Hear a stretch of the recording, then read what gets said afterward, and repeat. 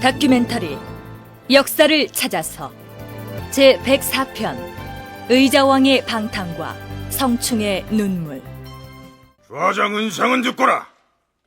정예병 7천을 거느리고 가서 신라의 서쪽 변방에 있는 거점들을 쳐부수고 돌아오라.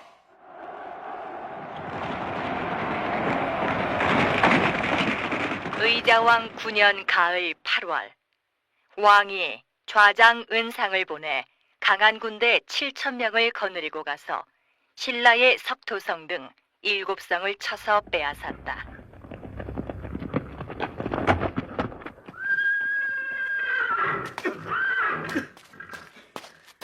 대왕마마, 우리 군대가 신라 변방의 7성을 쳐서 빼앗았사온데 신라에서는 김유신과 진춘, 천존, 죽지 등의 장수들이 군사를 거느리고 몰려왔사옵니다. 그래, 어찌 되었느냐? 도사장 밑에 진을 친 적군을 우리 군사가 무찔러 싸우나 김유신 댁이 흩어진 군사를 꾀합하여 반격하는 바람에 우리 군사가 2번 싸워서 모두 패하고 말았사옵니다. 이런 아니 되겠다. 용맹스러운 기병들을 뽑아서 동쪽 전선으로 출동할 준비를 갖추도록 하라.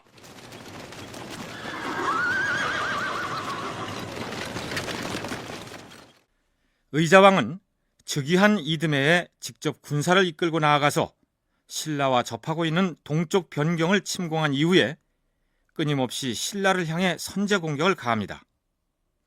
흥미로운 것은 백제의 군사들이 선제 공격을 가하여 어느 생을 빼앗았다, 그런 기록 다음에는 신라의 김유신이 출동하는 바람에 백제 군사가 패했다라는 내용이 여러 차례 이어지는데, 그렇다고 백제가 빼앗은 성을 김유신이 매번 다시 빼앗아 갔다는 얘기는 아닌 것 같습니다.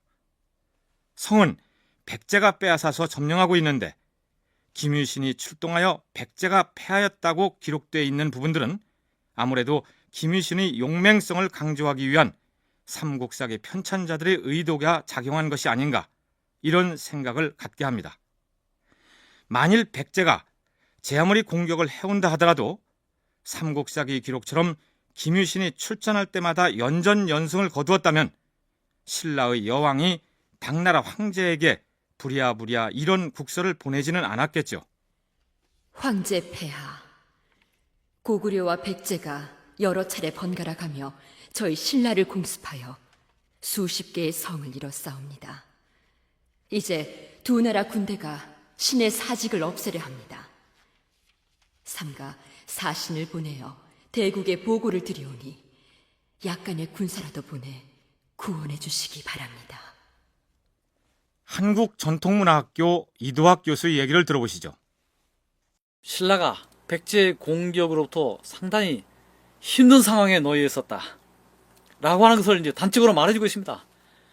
이게 신라가 이제 당나라에 가서 이제 막 하소연하고 있는 거죠. 너무나 이제 괴롭다, 힘들다, 얻어 터지고 있는 상황을 말하고 있어요.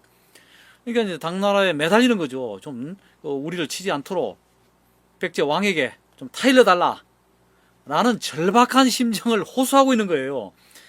그러자 이제 당나라 황제의 경우는 이제 딱 그 동아시아의 패자로서 군림하는 그런 이제 것처럼 행세를 하면서 타이르는 것처럼 백제 왕이 그러지 말라고 이제 하는 거죠.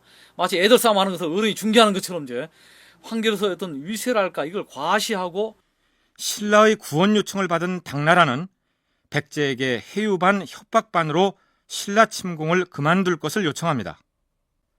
그러나 백제는 그때마다 그렇게 하겠다고 대답을 하고서 돌아서서는 다시 신라를 공격합니다. 백제의 신라 공격을 당나라에서 자꾸 간섭을 하자 한동안 백제는 당나라와의 애교 관계를 중단한 것으로 보입니다. 구당서 동의열전 백제전에 이렇게 기록되어 있습니다. 정관 22년, 백제는 당나라의 만류에도 불구하고 또 신라의 성 10여 군데를 빼앗고 수년 동안 마침내 조공이 끊기고 말았다. 황제 폐하, 백제국 대왕마마의 명을 받고 찾아온 사신이옵니다. 그간 백제로부터 소식이 없어 궁금하던 차에 잘 찾아왔구나. 백제국 대왕마마의 국서를 가지고 왔사옵니다. 알겠느니라. 객관에 가서 편히 쉬도록 하라.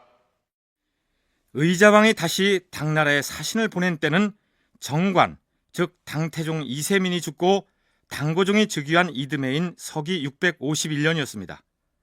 이때는 이미 신라에서 김춘추의 아들이자 훗날 문무왕이 되는 김범민이 당나라에 찾아가 백제의 당나라 침공을 막아달라고 지원 요청을 하고 간 뒤였습니다. 당고종은 돌아가는 백제 사신편에 의자왕에게 보내는 국서를 전했는데 이 국서의 내용을 잘 음미해보면 머지않아 벌어지게 될 나당연합군의 백제 공격의 징후를 발견할 수 있을 것입니다. 구당서 동열전과 삼국사기 백제 본기에 함께 실려있는 그 국서의 내용을 살펴보면 이렇습니다.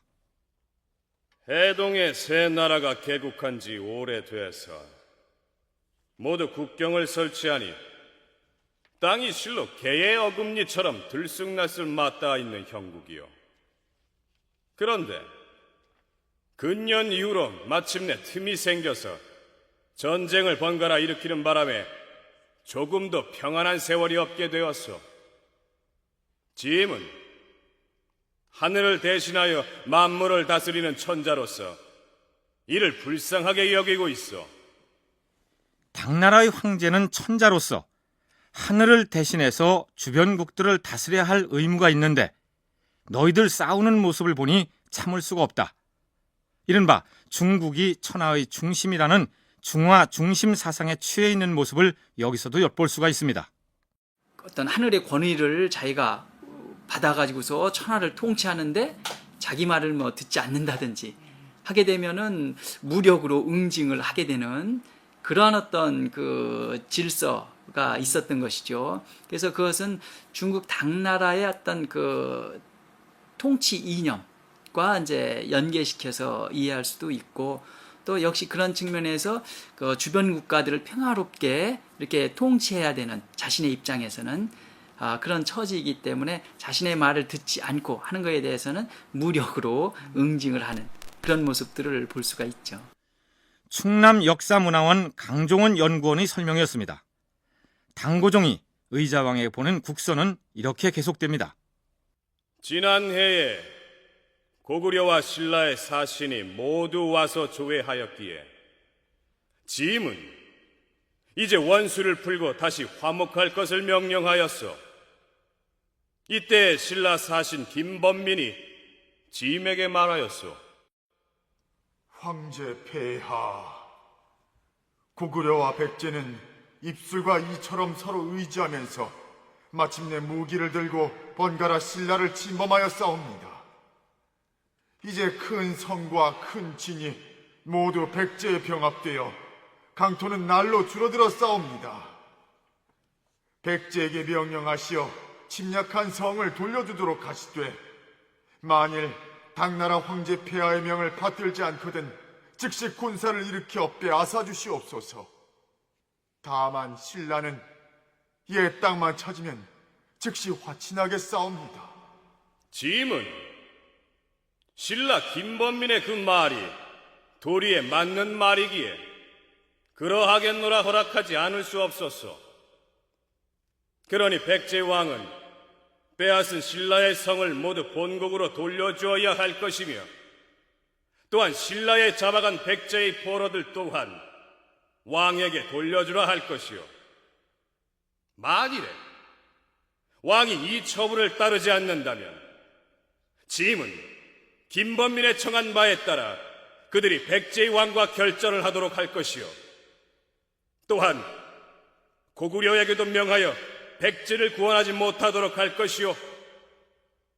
고구려가 만일 이를 어기고 백제를 구원하려 하면 즉시 거란과 여러 번국들에게 명하여 요하를 건너 고구려를 침략하도록 할 것이니 왕은 짐의 말을 깊이 생각하여 스스로 복을 구하고 좋은 계책을 도모하여 후회를 끼치지 말도록 하시오. 당나라의 당면 목표는 동북아시아의 강자인 고구려를 침공하여 굴복시키는 것이었습니다. 그러자면 고구려의 배후에 있는 백제와 신라가 당나라의 편이 되어주거나 아니면 적어도 고구려와 연합하는 것을 막아야 하겠죠. 특히 백제가 신라를 자주 공격하고 있는 상황에서는 당나라가 고구려를 공격할 때 신라의 협력을 얻어내기가 어려웠기 때문에 백제에 대해서 이런 경고성 메시지를 계속 전하게 됐다는 분석입니다. 서기 654년 신라에서는 진덕 여왕이 세상을 떠나고 김춘추가 즉위하여 태종 무열왕이 됩니다. 그런데 김춘추는 서기 642년에 백제군이 지금의 합천 지역에 해당하는 대야성을 공격했을 때 그 전투에서 딸과 사위를 잃었기 때문에 백제에 대한 적개심이 누구보다도 사무친 사람이었습니다. 그런 김춘추가 왕이 된 것이죠. 그런데 공교로운 것은 바로 이 시기를 전환점으로 해서 의자왕의 통치 행태가 크게 달라진다는 점입니다. 의자왕 15년을 기점으로 전기와 후기로 이렇게 이제 구분이 되는데, 전기는 이제 전제군주로서의 아주 뛰어난 정치적 역량을 발휘했던 그런 시기로 이해가 되고, 15년 이후는 이제 뭐 전제군주로 했었던 독단에 빠져서 전횡을 한다든지, 또는 이제 이런 음란과 이제 향락에 빠진 측면들을 이제 크게 부각시키고 있거든요. 기록에서도 그렇고, 또 뭐 백제사를 이해하는 데 있어서도 그 멸망 원인을 의자왕 말기 이와 같은 그런 어떤 방탕한 생활에서 그 요인을 찾기도 합니다.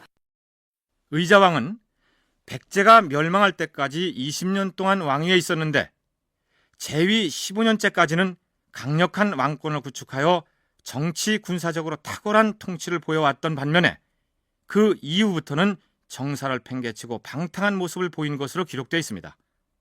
이때부터는 삼국사기도 의자왕을 부정적으로 기술하기 시작합니다.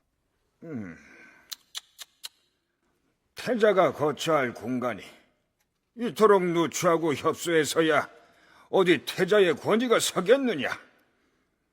태자궁을 더 넓고 화려하게 수축하도록 하라. 의자왕 15년 봄 2월 태자궁을 수리했는데 대단히 사치스럽고 화려하였다. 그런데 사치를 하려면 임금 자신이 거처한 왕궁을 화려하게 꾸며야 할 텐데 그게 아니고 태자궁을 화려하게 수축했다고 되어 있습니다. 이것은 무엇을 의미할까요? 의자왕 4년 왕이 아들 융을 태자로 삼고 죄수들을 크게 사면하였다. 의자왕이 제위 4년째에 아들 융을 태자로 책봉했으니 제위 15년째에 이르면 태자의 나이가 어림잡아 30살쯤이 되었을 것으로 추정됩니다. 굉장히 일찍 태자의 책봉이 되거든요. 그렇다면 한 11년간의 태자의 자리에 있었습니다. 그렇다면 태자를 둘러싼 어떤 정치 세력, 또 이제 뭐 의자왕도 마찬가지겠지만 뭐 왕비가 한 명은 아니거든요. 태자 뭐 융도 나오고 태자 효도 나오고 뭐 이런 것들로 봐서는 이제 비가 여러 명이 있었을 텐데, 결국은 그들 세력 간의 어떤 뭐 갈등, 알력 이런 것들이 의자왕 그 뭐 15년 이후 후반기에 이게 이제 표면화돼서 나타나는 것이 아닌가.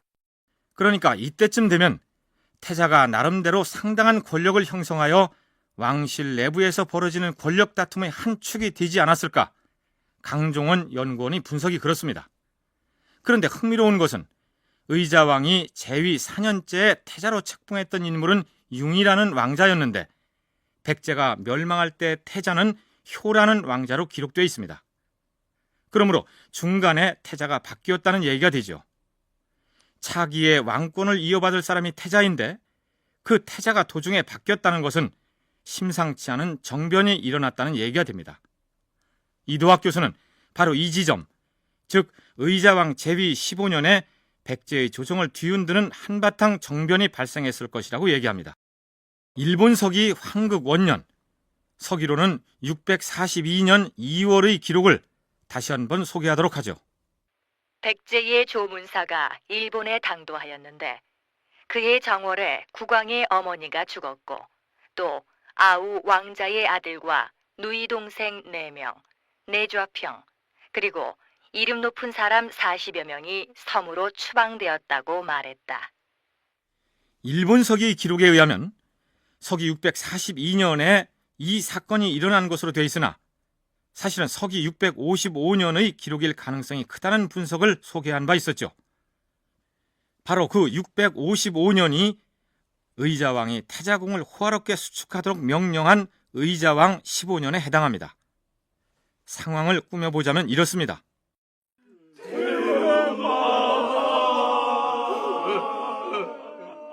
의자왕 15년, 선왕인 무왕의 왕비이자 그동안 실권을 휘둘러왔던 태후가 세상을 떠났다. 의자왕에게는 계모였다. 의자왕은 태후의 사망 이후 실권을 회복하고 한바탕 숙청을 벌였다. 그동안 태후의 측근 세력으로 나라의 권력을 농단한 자들을 가만두지 않을 것이다. 태후의 아들 교기를 잡아들이고 그 누이 동생 4명도 함께 잡아들이라.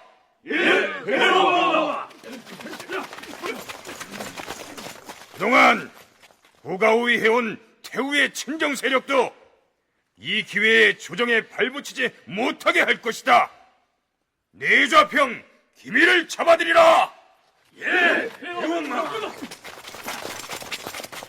의자왕은 이들을 죽이거나 그들 중 40여 명을 대거 섬으로 귀양 보내는 등 한바탕 친위 쿠데타를 일으켰다. 그 정변의 결과로 왕실의 권력 구도에도 큰 변화가 일어났는데 태자의 교체가 그 증거다. 그때 이제 의란대 정변을 의자왕이 혼자 단행한 것이 아니고 의자왕을 후원하고 밀어줬던 세력이 있었습니다. 바로 이제 백제를 망치게 한 장본인으로 이야기되고 있는 은고라고 하는 이제 여인으로 대표되는 이제 세력이 되겠습니다. 이 세력이 바로 이제 의자왕을 도와서 이제 의자왕이 친위 독재 권력을 구축할 수 있는 그런 이제 체제를 구축해줬어요. 그런 가운데서 이제 부여융에서 은고의 아들인 부여효로 태자가 바뀌게 됩니다. 그러니까 이게 상사의 기록을 보면은 처음에는 부여융이 태자로 되어 있었는데 백제가 멸망할 때 보면 부여효라는 사람이 태자로 나와요. 이것은 바로 15년의 정변을 거치면서 이제 태자 자리도 당연히 이제 바뀌게 되는 것입니다. 의자왕의 왕비 중에 은고라는 여인이 있었습니다. 백제를 멸망에 이르게 한 요인이 한두 가지가 아니겠지만 바로 이 은고라는 왕비의 전행 또한 그중 하나였습니다. 혹은 말하기를 백제는 스스로 망하였다. 군 대부인 요녀가 무도하여 국병을 제 마음대로 빼앗아 혈량을 주사란 까닭에 이 화를 부른 것이라. 군 대부인, 즉 요사스러운 왕비가 나라의 권력을 거머쥐고 충신을 죽인 것이 망국의 한을 불렀다는 일본석의 기록입니다. 부여에 있는 정림사지 5층 석탑에 새겨진 명문에도 다음과 같은 구절이 발견됩니다. 밖으로는 고든 신하를 버리고 안으로는 요부를 믿으니 형벌이 미치는 것은 오직 충량에 있으며 총애와 신임이 더해지는 쪽은 반드시 아첨꾼들이었다. 여기서 요부 혹은 요녀로 기록된 장본인이 바로 은고라는 이름을 가진 왕비였을 것이다. 대체로 이렇게 추정됩니다. 의자왕 15년에 한바탕 숙청 작업을 할 때 바로 이 은고라는 왕비의 세력이 의자왕을 적극 후원하였을 것이고 정변이 끝난 다음 의자왕은 이렇게 선포합니다. 힘은 융을 태자에서 패할 것이다.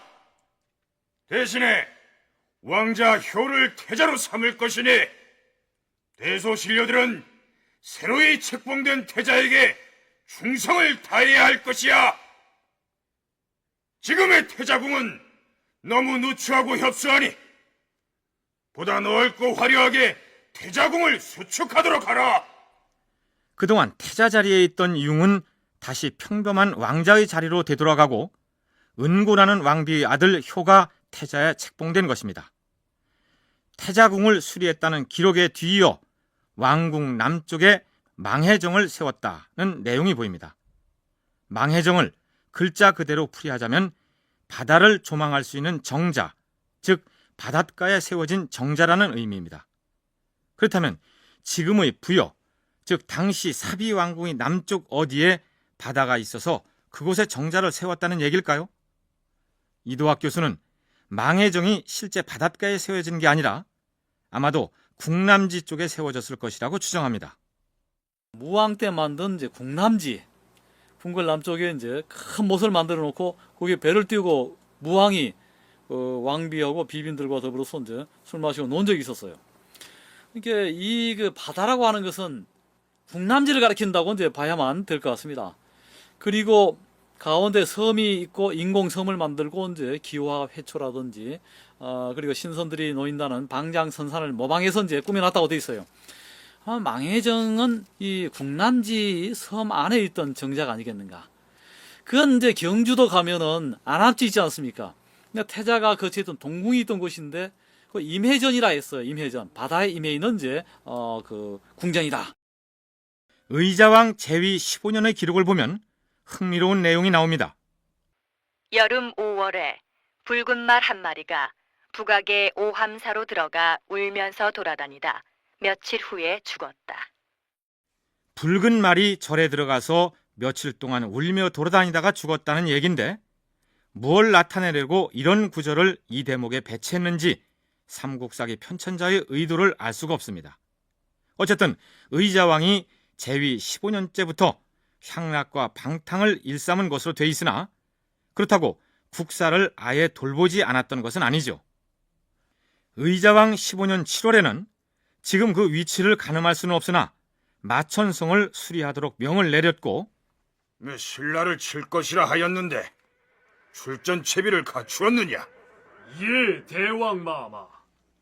기병과 보병 중 용맹이 뛰어난 군사들을 선발하여 출정에 대비하고 있사옵니다.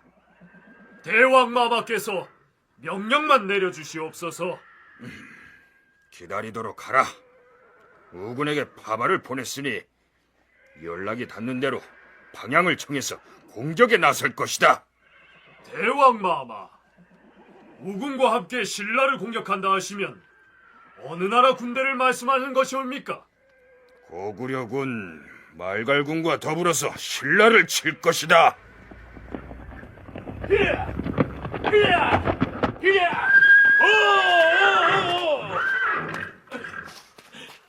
대왕마마, 고구려군이 말갈군과 함께 남하여 신라 국경에 이르렀다옵니다. 그래, 좋다. 우리도 공격에 나설 것이다. 출정하라!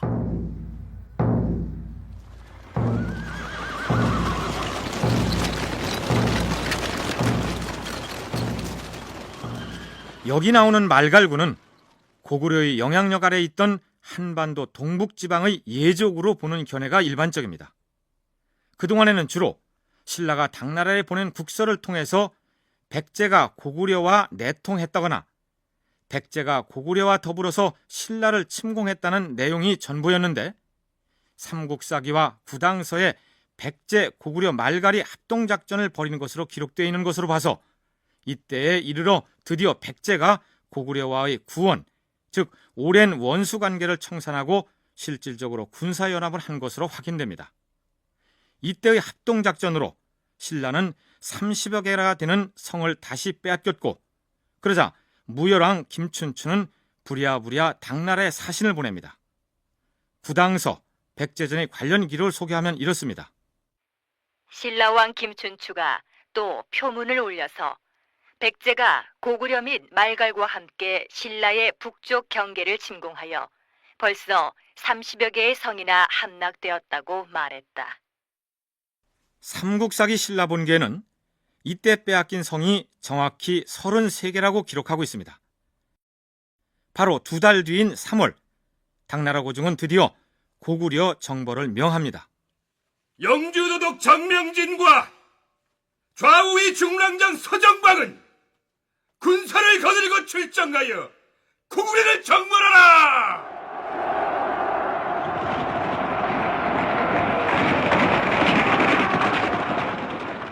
그러나 구당서에 의하면 이들이 별다른 공을 세우지 못하고 돌아간 것으로 되어 있습니다. 이때 당나라의 고구려 침공은 대군을 동원한 전면전이라기보다는 고종이 당나라 황제로 즉위하고 나서 고구려의 전력을 탐색하는 차원에서 출정 명령을 내린 것으로 보이는데 어쨌든 소정방 등이 이끄는 군대는 고구려에 패하고 돌아갑니다. 의자왕 16년, 서기로는 656년의 삼국사기 기록을 보면 왕이 궁인들과 더불어 음란과 향락에 빠져서 술 마시기를 그치지 아니하였다라고 적혀 있습니다. 그렇다면 이전까지만 해도 강력한 왕권을 바탕으로 탁월한 정치 군사적 통치력을 과시하던 의자왕이 왜 이 시기에 와서 이런 모습을 보이게 됐을까요? 너무 자만심에 빠진 것이 아닌가 그런 생각을 갖게 되고, 또 그와 함께 이제 뭐 잘 알려져 있습니다만은 왕비의 어떤 전횡, 그러니까 결국은 의자왕 말기에 오면서 내부적으로는 어떤 정치 세력 간의 어떤 갈등, 특히 이제 앞에서 뭐 태자궁을 15년에 화려하게 이제 수축했다 이런 내용들이 있는데, 결국은 태자의 어떤 존재가 상당히 이제 부각되는 그런 측면들을 또 우리가 살펴볼 수 있고, 그를 둘러싼 어떤 정치 세력 간의 어떤 갈등, 이 속에서 현실 정치의 어떤 해이를 의자왕이 가진 게 아닌가. 이때쯤이면 나이도 예순을 넘어 지치기도 한 데다 태자를 비롯하여 왕비를 둘러싼 권력 다툼의 환멸을 느껴서 향락에 빠진 것이 아니겠느냐. 충남 역사문화원 강종원 연구위원의 분석이 그렇습니다. 한국전통문화학교 이도학 교수는 의자왕의 변화를 인간적인 측면에서 살펴볼 필요가 있다고 얘기합니다. 인간적인 측면에서 볼 때 의자왕은 의자왕 15년 될 때까지, 계모가 세상을 뜨기 전까지 긴장된 생활을 해왔습니다. 해동의 증자라고 하는 명성은 좋습니다만 초인적인 자기절제, 그리고 부모에게 아침 저녁으로 이제 문안드리고, 또 하루에 3번씩 자신을 성찰하고 형제간에 우애가 있고, 이건 자신을 희생하는 행위가 되고, 그러니까 남들이 못하는 행위니까 존경을 이제 받게 되는 거죠. 이것도 하루 이틀이죠. 이제 의자왕 15년 이후에 의자왕은 환갑을 넘겼습니다. 그간 지쳐 있었던 겁니다. 초인적인 극기 생활을 해왔던 사람이죠. 그런 가운데서 정변을 통해서 강력한 권력을 구축했어요. 한바탕의 숙청으로 이미 이때에는 의자왕을 넘보거나 견제할 만한 어떠한 권력도 존재하지 않았습니다. 해동의 증자라는 평가에서도 알 수 있듯이 그는 왕자 시절부터 인내와 금욕 생활을 해왔었는데, 막상 절대 왕권을 손에 쥐고 보니 이제 좀 자유롭고 인간답게 살고 싶은 욕구가 생겨났고, 바로 그 틈새를 은고라는 여인이 파고듭니다. 대왕마마, 궁남지의 망해정에 연회를 준비하라 일러두었사옵니다. 챙겨야 할 국사가 한두 가지가 아닌데 날마다 음주가물을 즐겨서야 백성들이 짐을 보고 뭐라 하겠소. 대왕마마, 이 나라의 주인은 대왕마마이시옵니다. 왕자 시절부터 지금까지 한시라도 나라 일을 손에서 놓아보신 적이 있으시옵니까? 이제부터는 소첩이 조정의 대소사를 맡아서 처리할 것이오니 대왕마마께서는 근심을 놓아두시고 신하들과 함께 마음껏 즐기시옵소서. 그리하여도 되겠소. 소첩과 태자를 도와주는 충신들이 많이 있사오니 대왕마마께서는 아무 걱정 마시옵소서. 여봐라, 대왕마마를 망해정 연회장으로 모시도록 하라. 인간으로서는 사실은 그런 유혹을 받을 수 있고 또 지쳐있단 말입니다. 이 사람은 성자이기 전에, 성인과 같은 행동을 하기 이전에 인간이라는 거죠. 그런 가운데서 인간 선언을 하지 않았겠는가 하는 생각이 들고, 이제는 통제를 할 수가 없게 됐고 왕권이 절대적인 그런 기반 위에 딱 들어섰기 때문에 이제는 눈치 볼 세력도 없어졌습니다. 이게 바로 이제 의자왕이 이제 술 마시고 뭐 황은 묻어 있다는. 정치적 반대자들을 대대적으로 숙청하고 나자 이제는 감히 왕에게 직언을 간할 사람이 없었고, 그럴수록 왕은 아첨꾼들에게 둘러싸여 눈과 귀가 멀어졌겠죠. 그러나 어느 시기에나 충신은 있는 법, 주색에 빠져 지내는 의자왕에게 직언을 고하는 신하가 있었으니 그가 바로 좌평 성충이었습니다.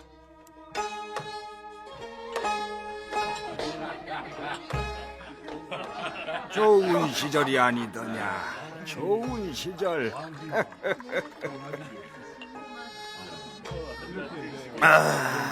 자, 술을 들라. 어허, 무엇들 하느냐? 마시라 하지 않느냐? 해가지고 날이 저무는 것이 대수겠느냐? 달이 뜨면 달을 벗삼아 마시고 놀면 될 것이니라. 달이 없으면 술잔에 별을 담아서 마시면 될 것이고. 아니 그러하냐?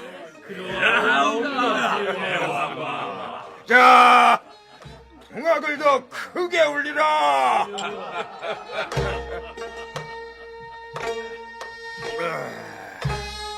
자, 짐은 무희들과 더불어 춤을 출 것이니라. 영줄도 모두 일어서서 춤을 추라. 무엇을 하고 있느냐? 춤을 추라 하지 않느냐? 대왕마마, 신성충이 아래옵니다. 그대는 좌평 성충이 아니던가. 어찌하여 그 아래에 꿇어앉아 있느냐? 올라와서 술 마시고 짐과 더불어 춤을 추지 않고. 대왕마마, 지금 나라가 백척단두에 있사온데 어찌하여 대왕마마께 없어는 정사를 마다하시고 날마다 여흥을 즐기시기에 시간을 탕진하시옵니까? 좌평 성충은 지금 뭐라 하였느냐? 세월이 이처럼 태평성대인데 너는 어찌하여 나라 운명이 백척간다라고 하는 것이냐? 조만간 신라가 당나라의 군사를 얻어 우리 백제를 침공해 올 것이옵니다. 만백성이 대왕마마만을 바라보고 있사옵니다. 국난이 닥칠 위기에 처해 있사온데 어찌하여 대왕마마께 없어는 간신들에 둘러싸여서 헛되이 시간을 보내시오. 이런 고얀 놈을 본다. 성충 저자의 관작을 석탈할 것이니라. 그놈을 당장 옥에 가두라. 무엇들 하고 있느냐? 대왕마마, 간신들을 물리시고 국난에 대비하시옵소서. 삼국사기에는 성충이 좌평벼슬을 지냈고 주색에 빠진 의자왕에게 직언을 하다가 옥에 갇혀서 결국 옥사한 것으로만 나와 있습니다. 그런데 민족주의 사학자 신채호가 쓴 조선상고사에는 성충에 대해서 비교적 상세하게 소개하고 있습니다. 일부에서는 신채호가 해상잡록이라는 책에서 성충에 대한 기록을 따서 조선상고사에 실었을 것이라고 얘기하고 있으나 해상잡록이라는 책 자체가 전하지 않고 있으니 확인할 길은 없습니다. 그렇다고 전혀 근거가 없는 내용을 신채호가 꾸며서 쓴 것은 아니겠죠. 조선상고사에 실려있는 내용을 잠시 소개하면 이렇습니다. 성충은 어릴 때부터 지모가 뛰어나서 일찍이 동해의 군사가 침략해오자 고향 사람들을 거느리고 나가 산중턱에 운거하고 지켰는데 늘 기묘한 계교로서 많은 적을 죽였다. 한 번은 동해의 장수가 사신에게 궤를 보내면서 이렇게 말했다. 그대들의 나라를 위하는 충절을 깊이 흠모하여 약간의 음식을 보내드리니 맛있게 잡수도록 하시오. 사람들이 궤를 열어보려 하였으나 성충이 이를 굳이 못하게 말리고서 불 속에다 넣었다. 그 속에 든 것은 벌과 독충들이었다.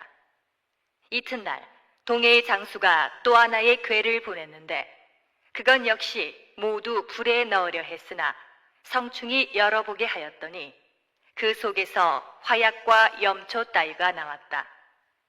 사흘째 되는 날 적은 또 하나의 궤를 보내왔는데 성충은 그것을 톱으로 켜게 하였다. 그러자 피가 흘렀다. 칼을 품은 병사 하나가 허리가 끊어져서 죽었다. 의자왕도 성충의 어린 시절에 대한 소문을 익히 들었던 터라 왕위에 오르자 그를 불러서 신라와의 전쟁에 대한 조언을 구하는 것으로 나와 있습니다. 신라가 우리 백제를 침범해 온다면 어느 쪽으로 올 것 같은가? 선왕이신 무왕께서 가잠성 동쪽 지역을 차지하시니 신라가 그것을 원통해 한 지가 오래되었사옵니다. 때문에 반드시 신라는 가잠성을 공격해 올 것이옵니다.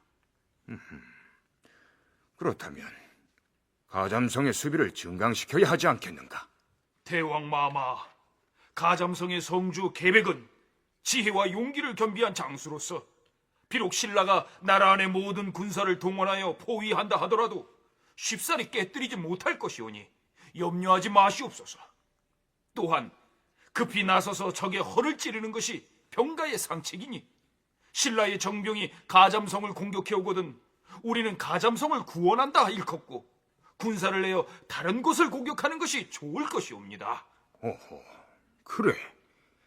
그렇다면 겉으로는 가잠성을 구원한다고 선포하고 실제로는 어디를 공격하는 것이 좋겠는가?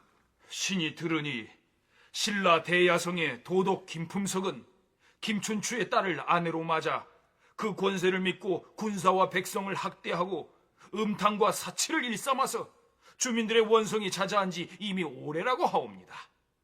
우리 군사가 대야성을 함락시키고 그 여세를 몰아 공격하면 온 신라가 크게 소란해질 것이니 이때 군사를 동원하면 신라를 멸망시킬 수 있을 것이옵니다.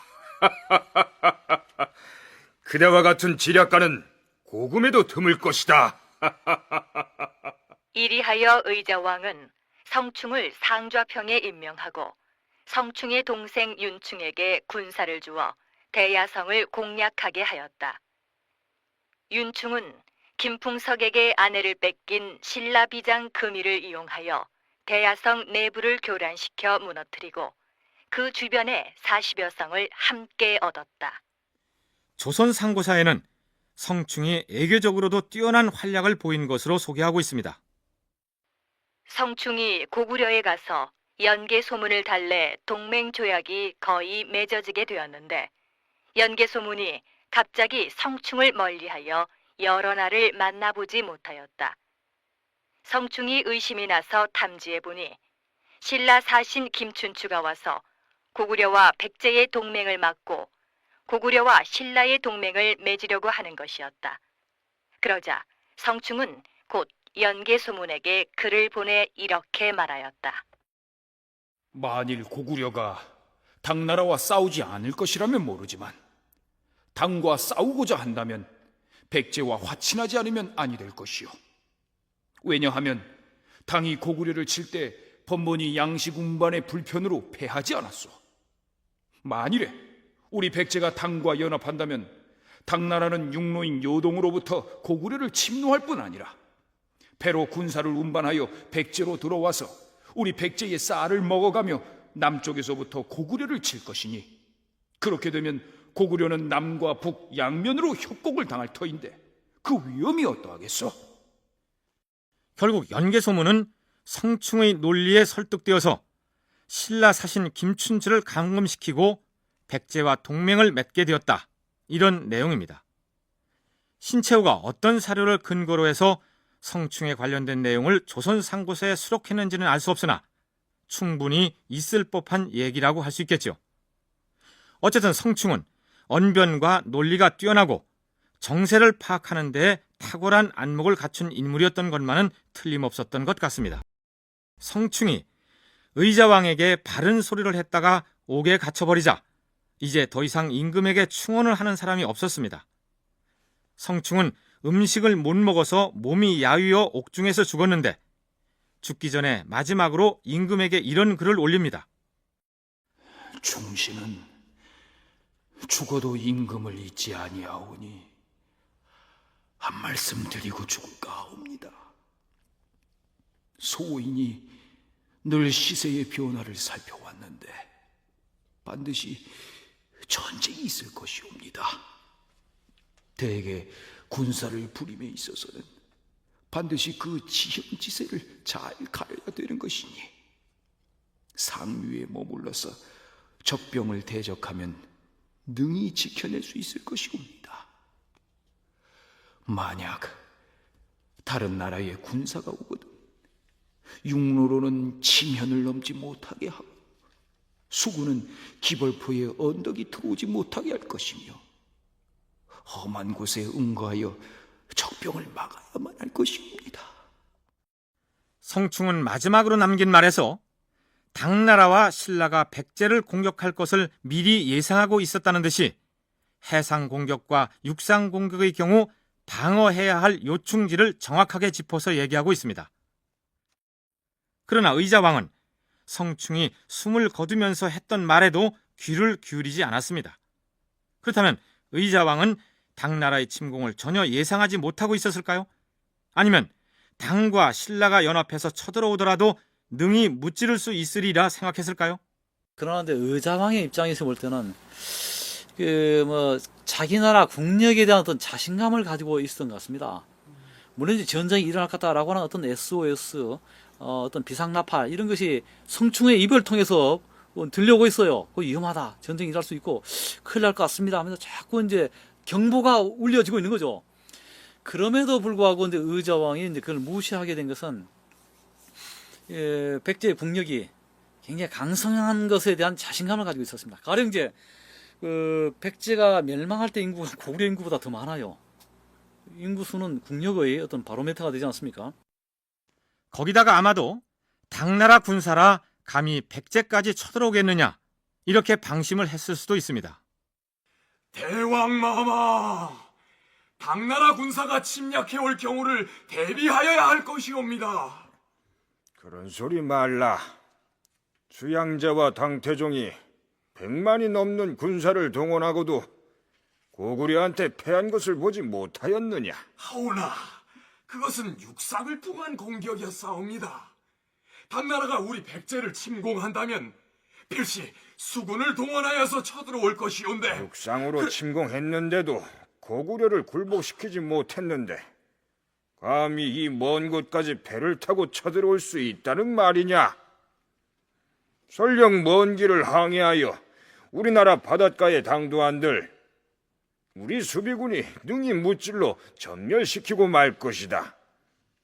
뿐만 아니라 우리는 당나라에 결코 원수진 일이 없거늘 저들이 무슨 사무친 원한이 있어 이 먼 곳까지 침략해온단 말이더냐.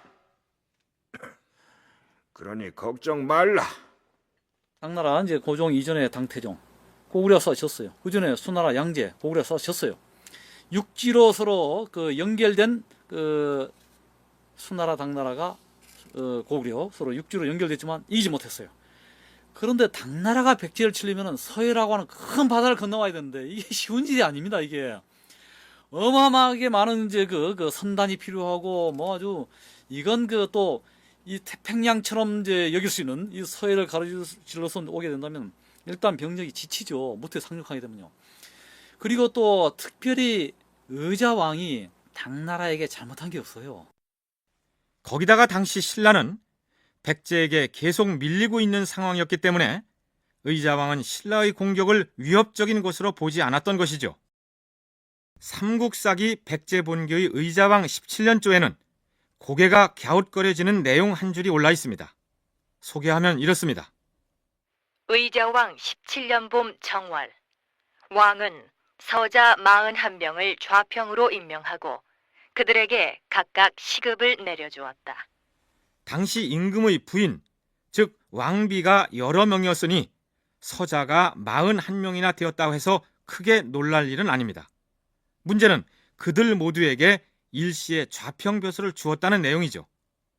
본래 좌평은 정해진 인원이 있었습니다. 원래 좌평은 이제 육좌평을 설치한 데서 이제 비롯이 됩니다. 관직에서 비롯이 돼서 이제 관등으로 이렇게 변화를 한 것으로 이해가 되는데, 그래서 어쨌든 좌평은 6명 내지는 5명, 또 대좌평이 있고 나머지는 이제 5명. 그래서 정원이 이렇게 있었습니다. 또 이제 달소는 예를 들어서 30명으로 뭐 정원이 있었고요. 그렇다면 이제 좌평도 정원이 있었을 텐데 의자왕이 17년에 이제 41명을 좌평에 이렇게 임명을 하고 또 시급을 내려주거든요. 이것은 이제 정치적으로 해석할 경우는 의자왕이 이제 어떤 전횡을 행사를 했다. 그 다음 여기 나오는 서자를 어떻게 해석할 것인가 하는 문제가 남습니다. 삼국시대에는 왕비의 경우도 중전과 후궁으로 구분해서 차별했던 조선시대와는 달라서 제1부인과 제2 혹은 제3부인에 대한 신분 차별이 별로 없었으며 거기서 태어난 왕자들도 조선시대처럼 적자와 서자를 두어 차별을 하지 않았습니다. 그렇다면 의자왕이 좌평으로 임명했다는 41명을 일컬어서 왜 서자라고 했을까요? 이에 대한 강종원, 이도학 두 전문가의 견해를 차례로 들어보시겠습니다. 서얼로서의 서자라는 의미와 또 여러 명이라는 의미의 또 서자로 사용이 됩니다. 그래서 이때 서자가 모두 왕자인가에 대해서는 이제 의견이 분분하고요. 대개 이제 왕자를 포함해서 뭐 왕족이 아니겠는가. 그래서 이제 많다는 많은 다수의 어떤 이라는 의미도 여기에 포함되어 있지 않나 이런 생각이 들고, 어쨌든 41명을 좌평에 임명했다는 것 자체는 의자왕이 그 어떤 귀족 세력들의 어떤 반대나 이런 것들이 있었음에도 불구하고 그런 것을 뿌리치고 이렇게 했다는 것은 어떤 독재군주의 그런 모습을 보여주는, 본 왕비에서 낳은 이제 자식들은 아닌 것 같습니다. 또 그런 사람들이 아닌 그 본래 왕비한테서 나지 않은 소생들이 잔뜩 들어있다고 봐야 돼요. 41명이나 되는 사람을 정비가 다 낳았다고 볼 수는 없는 거니까요. 그래서 이건 아마 이제 서자 할 때 서자, 묻서자. 그래서 이제 무리중자에서 많은 아들, 여러 아들, 뭐 이렇게 이제 해석을 하기도 합니다만, 어쨌거나 어떤 해석을 하든 간에 이 41명이나 되는 많은 그 아들들이 좌평이 됐다. 그러나 이게 가능했다는 거죠. 설령 명예직이라고 하더라도요. 이것은 의자왕이 절대 권력을 구축했기 때문에 가능한 거예요. 이런 생각을, 이런 발상을 가질 수 있었다는 자체가, 아마 이 프로그램을 들으시는 청취자 여러분 중에서도 의자왕의 서자가 41명이라는 얘기가 나오자마자 삼천궁녀를 연상한 사람이 적지 않았을 것입니다. 의자왕이 거느린 궁녀가 무릇 3,000명이나 되었다는데 거기서 태어난 자녀의 수는 또 얼마나 많았겠느냐, 이렇게 생각한 사람이 적지 않았을 텐데요. 그러나 백제사를 연구한 학자들은 한결같이 삼천궁녀에 대한 일반인의 인식이야말로 의자왕에 대해서 가장 잘못 알려진 부분이라고 입을 모읍니다.